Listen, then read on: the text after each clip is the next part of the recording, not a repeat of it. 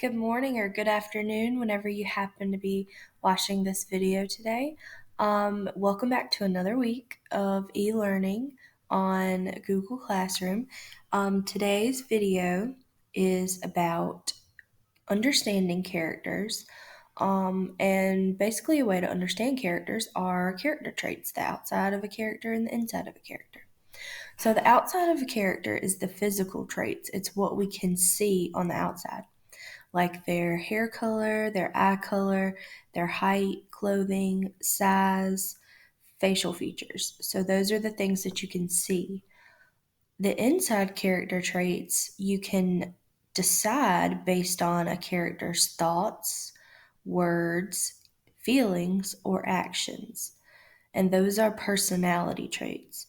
What we learn from their actions, words, and thoughts help us determine what their character trait would be.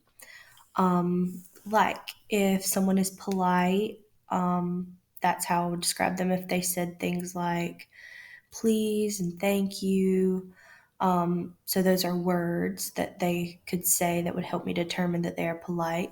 Or if they held the door open for people, those are actions that would tell me that they are polite. And sometimes in stories, they will tell us what the characters are thinking, their thoughts, or what they're feeling, and that also helps us determine what their character trait would be.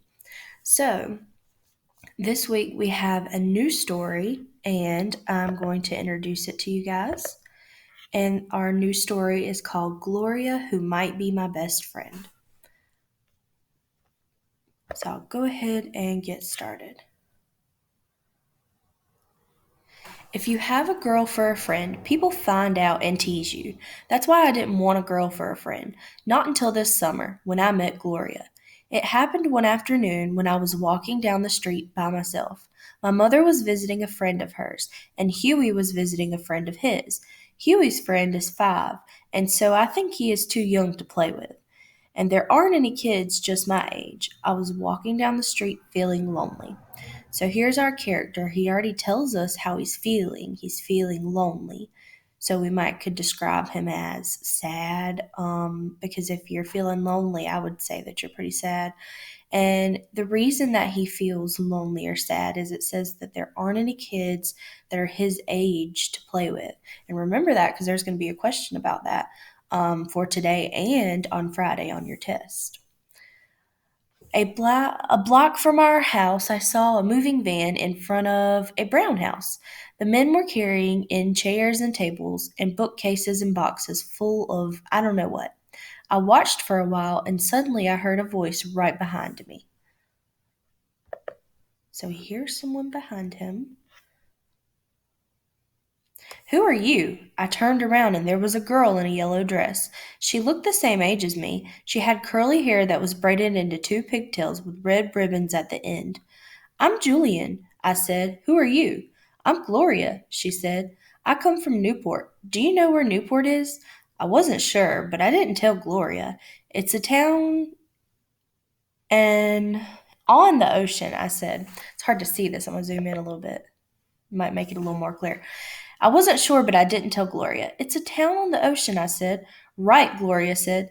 Can you turn a cartwheel? She turned sideways herself and did 2 cartwheels in the grass. I had never tried a cartwheel before, but I tried to copy Gloria. My hands went down in the grass and my feet went up in the air, and I fell over. I looked at Gloria to see if she was laughing at me. If she was laughing at me, I was going to go home and forget about her. But she just looked at me very seriously and said, It takes practice. And then I liked her. So he didn't want her to laugh because he would have probably felt embarrassed.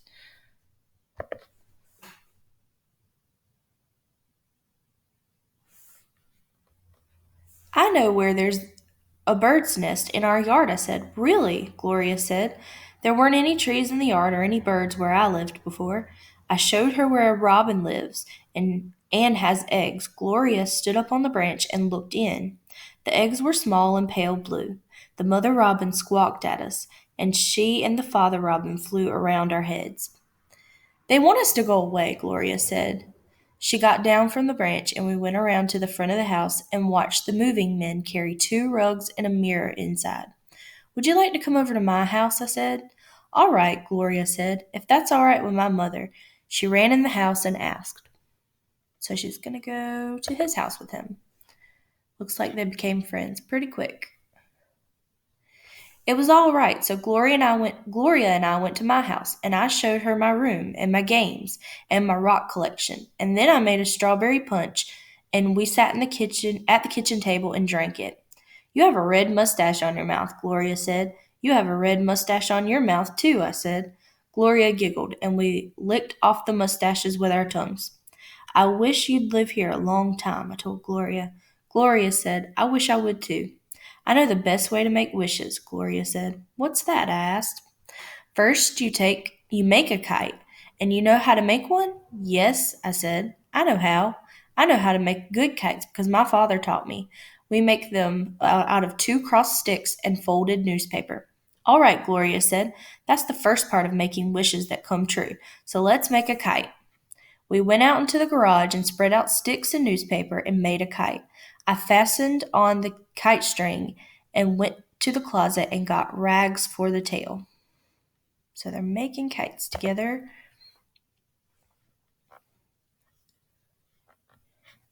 Do you have some paper and 2 pencils? Gloria asked. Because now we make the wishes.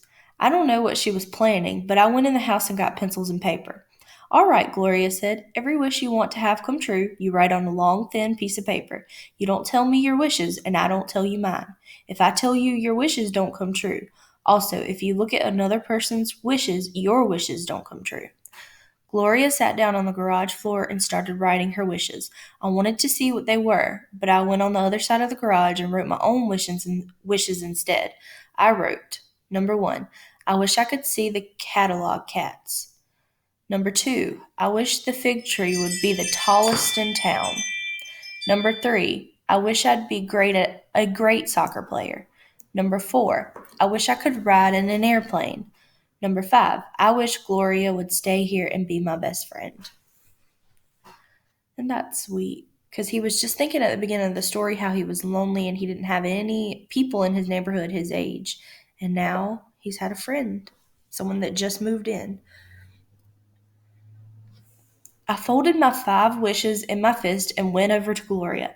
How many wishes did you make? Gloria asked. 5, I said. How many did you make? 2, Gloria said. I wondered what they were. Now we put the wishes on the tail of the kite, Gloria said. Every time we tie one piece of rag on the tail, we fasten a wish in the knot. You can put yours in first. I fastened mine in, and then Gloria fastened in hers, and we carried the kite into the yard. You hold the tail, I told Gloria, and I'll pull. We ran through the backyard with the kite, past the garden and the fig tree, and went into the open field beyond our yard. The kite started to rise. The tail jerked heavily, like a long white snake. In a minute, the kite passed the roof of my house and was climbing towards the sun.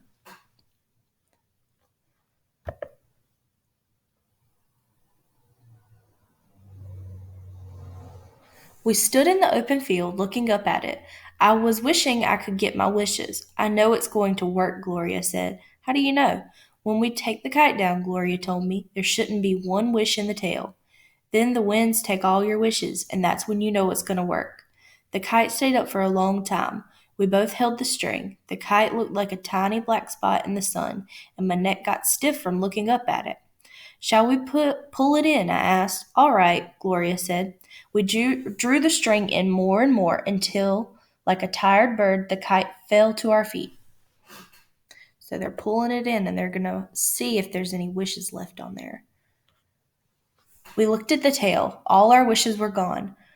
Probably they were still flying higher and higher in the wind. Maybe I should see the cat catalogs and to be a good soccer player and have a ride in an airplane and be the tallest fig tree in town, and Gloria would be my best friend. Gloria, I said, did you wish that we would be friends? You're not supposed to ask me that, Gloria said. I'm sorry, I answered, but inside I was smiling. I guessed one thing Gloria wished for. I was pretty sure we would be friends. And right there at the end of the story, we could think about some of his actions and thoughts about how we could describe him. So, him smiling, if you're smiling, I would probably say you're happy.